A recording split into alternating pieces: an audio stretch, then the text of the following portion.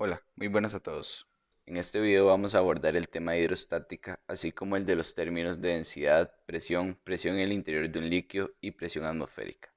Inicialmente hemos visto que la materia se presenta en la naturaleza en tres estados, los cuales son el estado sólido, el estado líquido y el estado gaseoso. Ahora, nuestro énfasis de estudio para este video se realizará en torno a los estados líquido y gaseoso.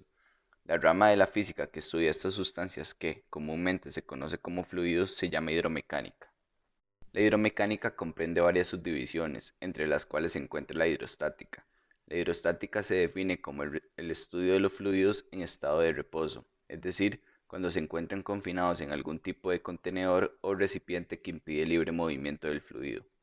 Para entender más la importancia del estudio de la hidrostática, primero definiremos una serie de conceptos fundamentales, entre ellos la densidad.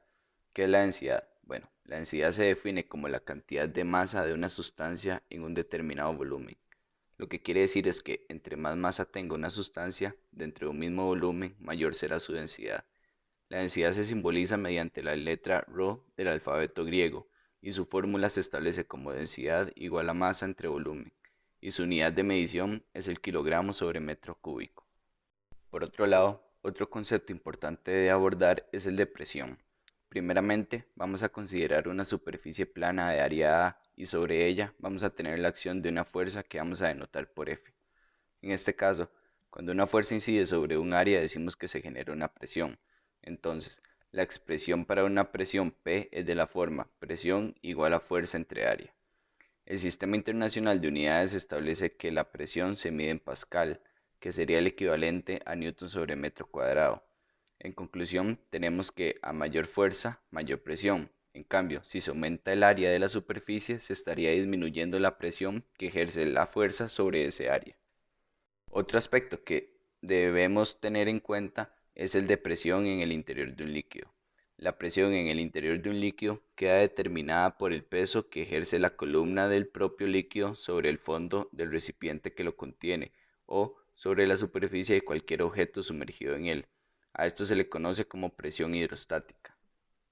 Entonces, para ejemplificar este concepto, vamos a suponer que tenemos un recipiente de forma cilíndrica y que en él colocamos una cantidad de un líquido con una densidad y masa específica, hasta una altura determinada del recipiente.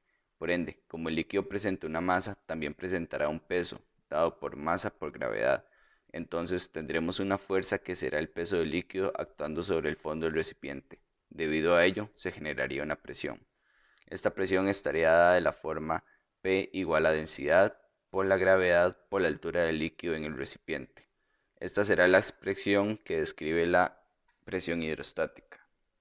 Otro ejemplo sería que si tenemos un líquido y tenemos un cuerpo de área A que se sumerge a una profundidad h bajo la superficie del líquido, entonces tendríamos una presión que ejerce el líquido sobre el cuerpo. Esta presión sería la presión hidrostática. Por último, si el líquido se encuentra en contacto con el aire, debemos de tener en cuenta la presión que ejerce la atmósfera sobre la superficie del líquido. A esta presión se le conoce como presión atmosférica y se determina como una atmósfera igual a 101.325 kilopascales.